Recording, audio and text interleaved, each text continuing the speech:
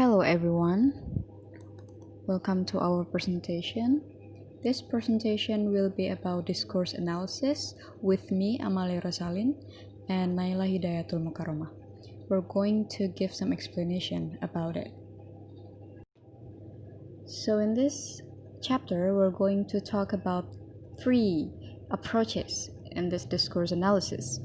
First is conversational analysis, second is interactional sociolinguistics, and then the third is the critical discourse analysis. Now let's talk about the conversational analysis. Conversational analysis is the work about conversation within the ethno-methodological tradition. So the conversational analyst believes that regardless of how many speakers are involved in a conversation, those speakers take turns in various lengths with very little overlap, and the turn-taking between them is usually smooth even though it's quite unordered. So then the primary goal of this analysis is to unveil the structure within this conversation and its underlying principle. So it examines how people manage conversation, and then how talk proceed in turns, and also how one utterances relate to one another, and oftenly it happen in a peer relationship. And also we can analyze about how topics are introduced, developed, or even changed, and so on. This approach is also done inductively, meaning that it requires a close analysis of large bodies of tape and video recorded as a naturalistic data. So it starts from the data rather than from a hypothesis. In this analysis, conversation is also believed as locally managed, or we call this as a local management system. Within this system, we will know about the turn-taking system, the agency pairs, and then the structure of the conversation and so on that will be explained in the next slides. The first structure of conversation that we're going to discuss to be analyzed is the adjacency pairs. Adjacency pairs is the utterance types of certain kinds that are found to co-occur.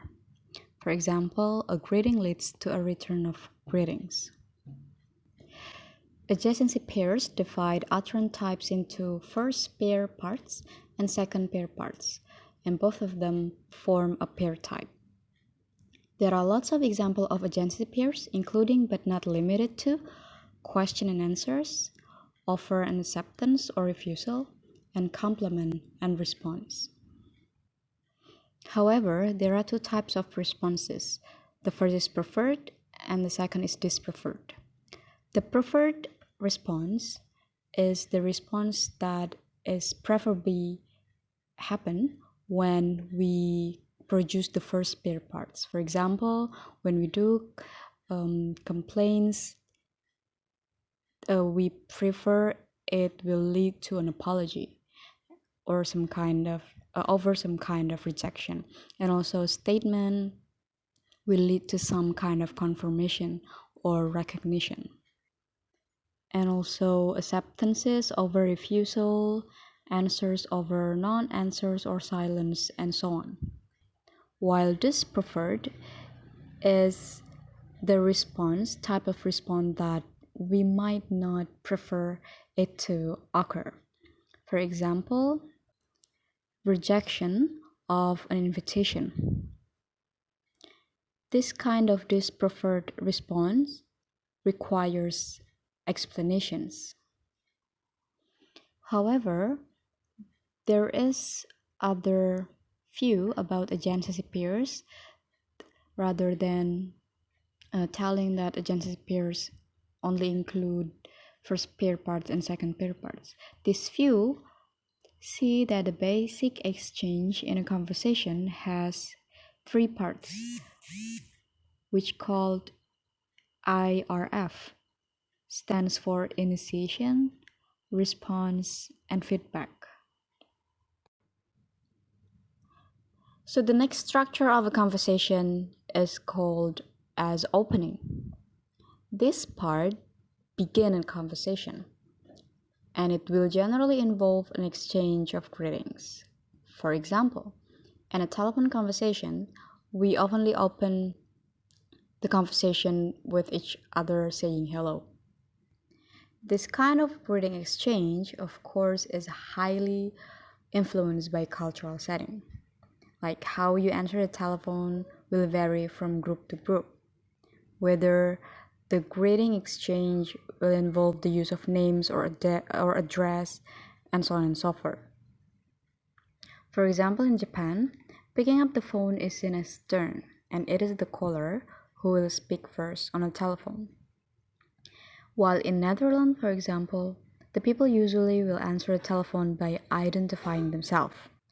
While in France, a telephone call is an intrusion, so the caller feels some obligation to verify the number, identify himself, and be excused for intruding. After talking about the opening, next we will talk about the closing.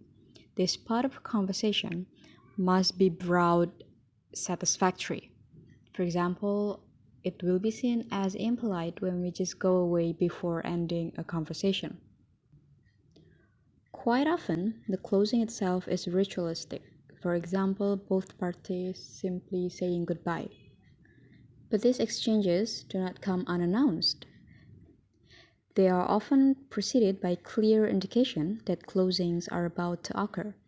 For example, when we believe that all topics have been exhausted and nothing more remains to be said, but it is not quite the time to exchange farewells, then it is into such places that you fit pre-closing signals, which serve to negotiate the actual closing. Such signals can involve an expression like, "Well, I think that's all," or "I let you go now."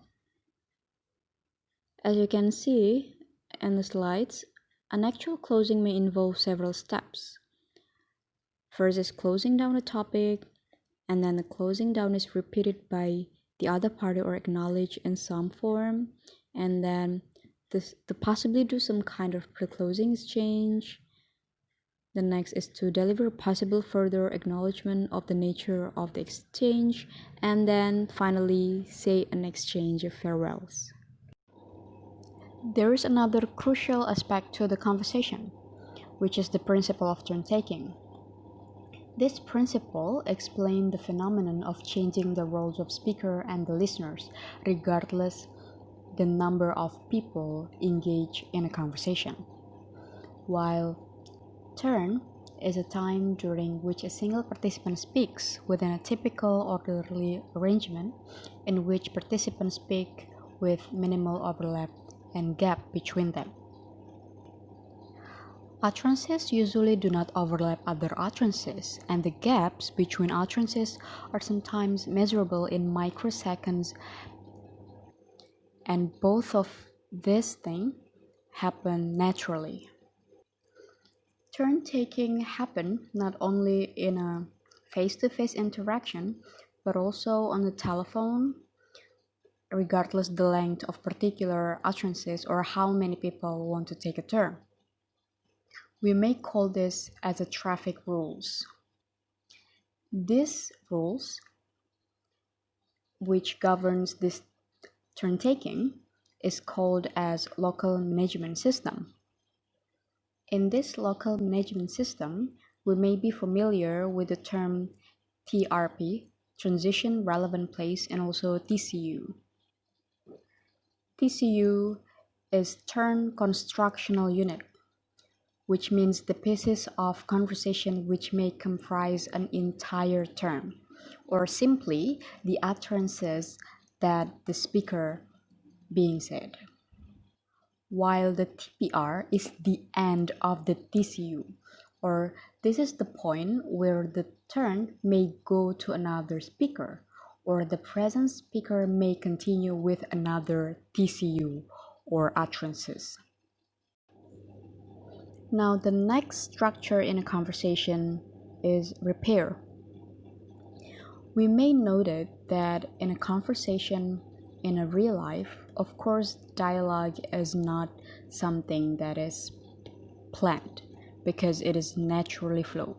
So it is possible that there will be false starts, errors, and even correction. This is what we call as repairs.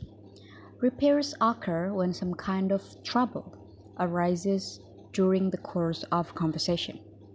For example, an interjection by a listener by saying, "Excuse me," or "Pardon," or "What?" may be an attempt to seek some kind of clarification. This kind of thing is called as other initiated repair, the repair that is initiated by the listeners.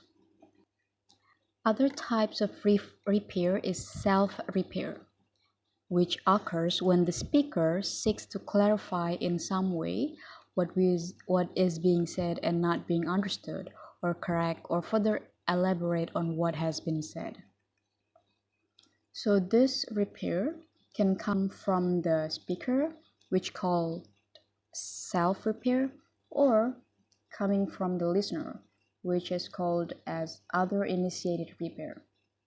However, both of these types of repair generally awaits the next TRP to happen. Conversational analysis is also concerned with institutional interaction. Some research shows that in this setting, there are certain circumstances which some of the principle of a conversation which we usually use in a conversation, they are not used at all, or they are used but in special ways or used in an abnormal manner. For example, a discussion between teacher and student, or conversation inside the doctor's offices. In this kind of setting, teacher and students, for example, of course they play different roles which influence their language choices related to their roles. Some research shows that traditionally in institutional talk, when there's a teacher and students, the situation most likely will be teacher-centered classroom, where the power will be most likely possessed by the teacher. For example, the teacher gets to ask most of the questions, and these questions are usually the question that the teacher already has the answer. This thing happened because the teacher wants to show that the power is on his or her. Some research published in a setting of doctors' offices aimed at helping equip doctors in training to better communicate and understand their interaction with patients. For example, for the patients, when describing their symptoms, they should provide an explanation which is understood by the doctor. They need to seek to establish their justification, the doctor's justification for seeking medical attention. This conversational structure, of course, can influence the effectiveness of the medical care. Well, ladies and gentlemen, it is time for me, Naela, to explain you the interactional sociolinguistics. The one who first introduced this term is Campers, who defined interactional sociolinguistics as the search for applicable methods of qualitative analysis that account for our ability to interpret what participants intend to convey in everyday communicative practice. Simply, we can conclude that interactional sociolinguistics is the study for interpreting the participants' meanings or the participants' intention in their communicative practice or in their interaction with other people. And what is the difference between interactional sociolinguistics and the previous explanation about conversational analysis? Conversational analysis only focused on the information gleaned from the interaction being analyzed, while the interactional sociolinguistics focused or looks at a wider context of interaction itself. It focused on the information about the speakers and societal norms or ideologies surrounding the participants in a conversation, from ethnographic research or interviews with research participants.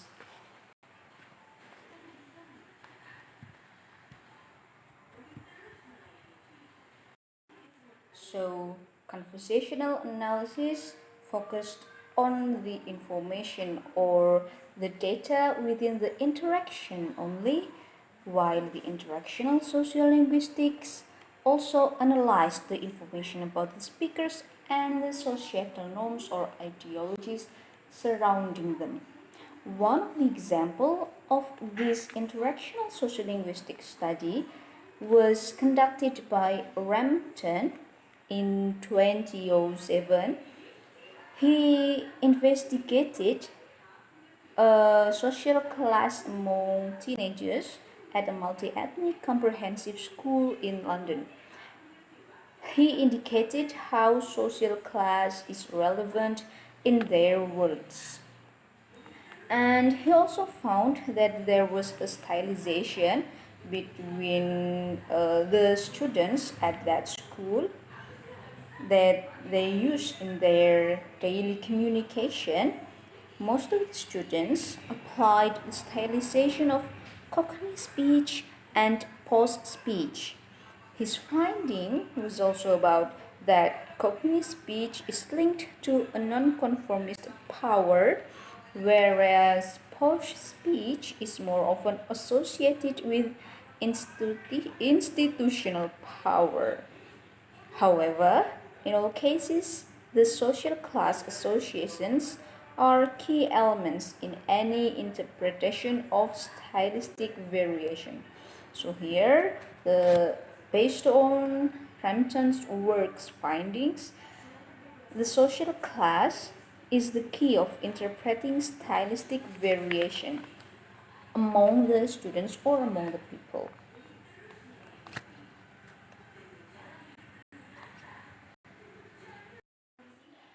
Next, we are questioning about the data and methodologies applied in the study of interactional sociolinguistics. Works within the interactional sociolinguistics approach is primarily qualitative, and the data that are used in interactional sociolinguistic studies are naturally occurring data that is gained by the researchers from the participants' interaction.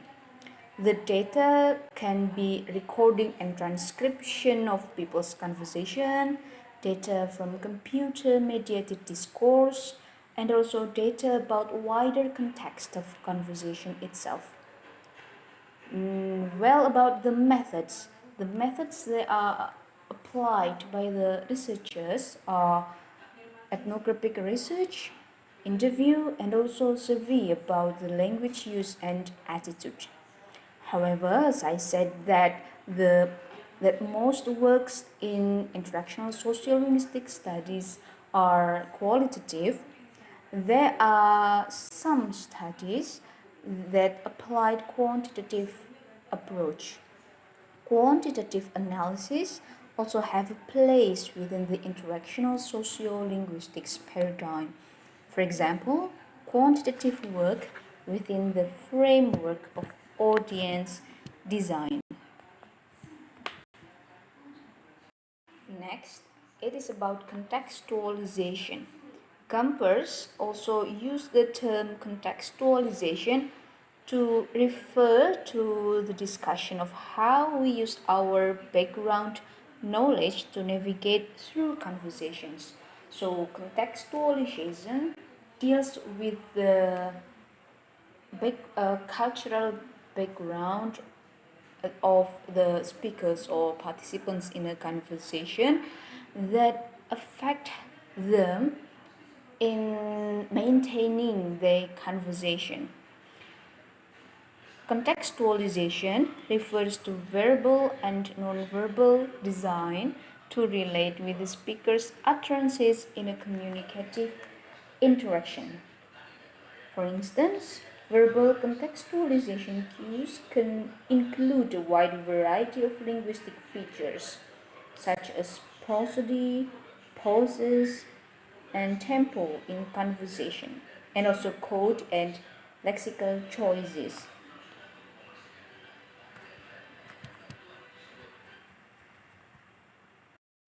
In a conversation, the way a person used code switching or how a person applied certain pauses are affected by the background knowledge or cultural background surrounding the participant. So we can simply say that it is the the simple explanation of contextualization, how context affects the speaker during their interaction in a conversation with others.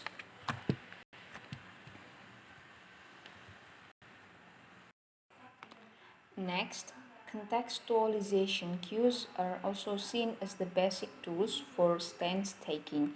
In a conversation, stance taking is the way a participant positions himself toward others. So, stance taking is the way the participant construct their identity. Social identity can thus be seen as the culmination of stances taken over time. Stance is not subjective but intersubjective. It is not constructed only by the speaker but also is a joint construction.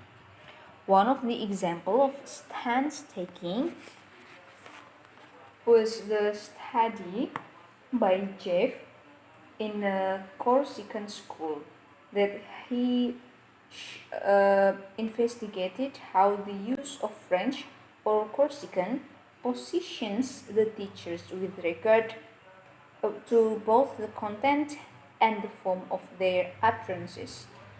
In his finding, Jeff claimed that teachers strive to construct Corsican as a legitimate language for education and literacy practices, using their positions of authority to lend weight to this stance.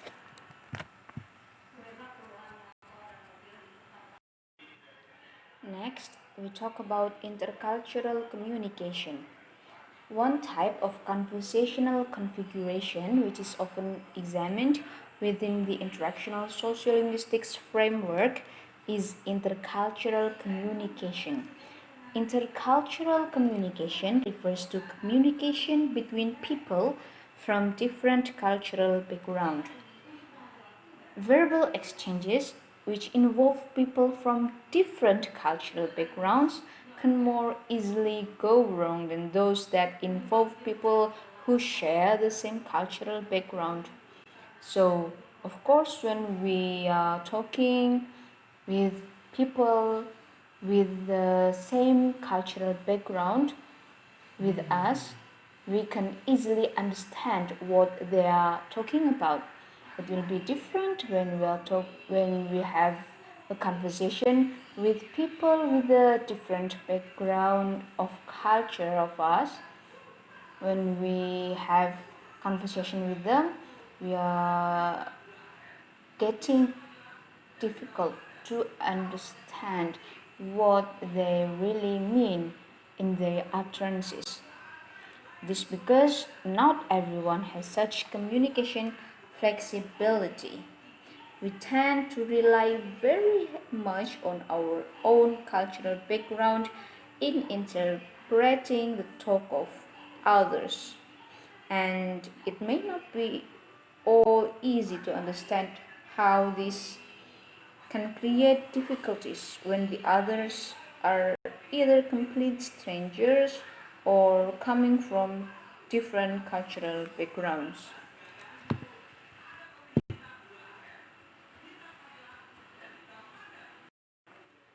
Next, we are having a new topic about critical discourse analysis. Critical discourse analysis, or CDA, is an approach which aims to analyze relationships of dominance, discrimination, power, and control in text or in talk. So, the way people talk or construct a text is affected by the dominance, discrimination, power, and control. And this is the focus of CDA, or critical discourse analysis. The term discourse here means more than just text or talk. It is used to mean how certain ways of speaking are combined with certain cultural models to produce and reproduce social meanings and structures. There are certain concepts in critical discourse analysis. The first one is social power. Social power is the ability of a social group or institution to control the actions and the worldview or perceptions of other groups. The second one is the hegemony. Hegemony refers to power that is achieved through consent.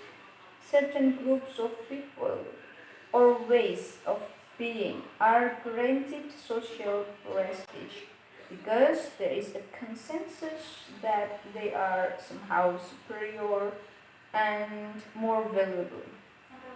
The main focus of critical discourse analysis is the access to and control over public discourse.